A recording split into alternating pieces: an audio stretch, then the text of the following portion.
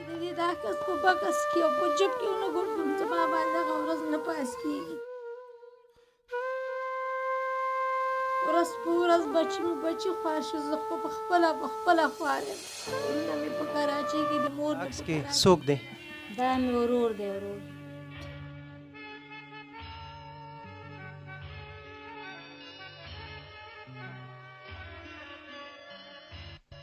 ژوند دی چې تیریږي په هر چا باندې،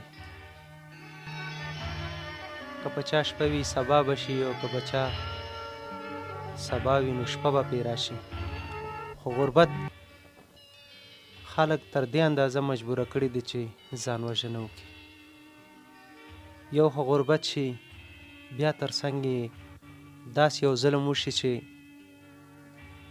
نږدې کورنۍ غړی به دي لامل بې معلوم نه وي او هغه هم د لاسه ورکړي. راځم د دې خور یو څو خبرې له تاسو سره شریکوم. خورې ستړې مه شئ. څه مشکل و چې ته دلته راغلی او له کوم ځای نه راغلی؟ دا وروره غازي امان الله خان باغ نه زه راغلی یم او دغسې سخته راباندې ده. دا ادرس څنګه دې پیدا کړو او چا خبره کړې؟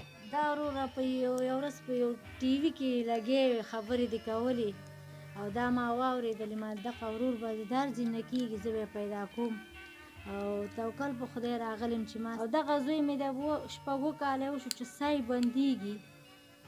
بندېږي زه وسه نه لرم چې زه دې ماشوم ته دوا وکړم کالي والم. دغه باندې د 8 کالو په غاړه دی چې زه دا ټول جمع دا ماشوم زه نه لمبولی شم نه ورته کالي اغوستی شم چې مریض دی چې ویې لمبوم کالي ورته واغوندم. زه سبا وسه نه لرم زه به څه وکړم. الله دې ورحمېږي در باندې مورې. تا سره پلاستیک کې څه شی و؟ دوا وه څه شی وه؟ دوا مې بهر مې کېغوستله. دا څه شی دی؟ دغه مې ورور دی.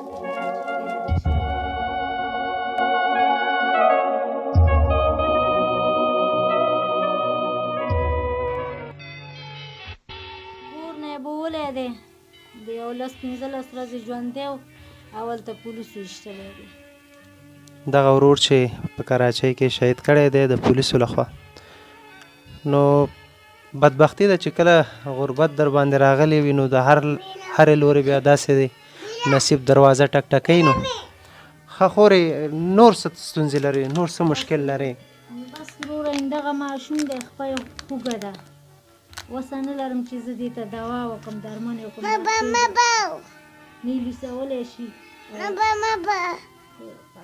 دا څه شوي دي؟ دا بس پلۍ وه چې شی وه هغې نه بعد داسې شو د دې دننه غوښه نشته دی. زه د یو ټوپ وسه نه لرم چې دې ته زه ټوپ والم. دا ماشومتوب ما لیدلی دی دا ځواني ما نه ده لیدلې تر اوسه پورې مړی ما نه دی کتلی.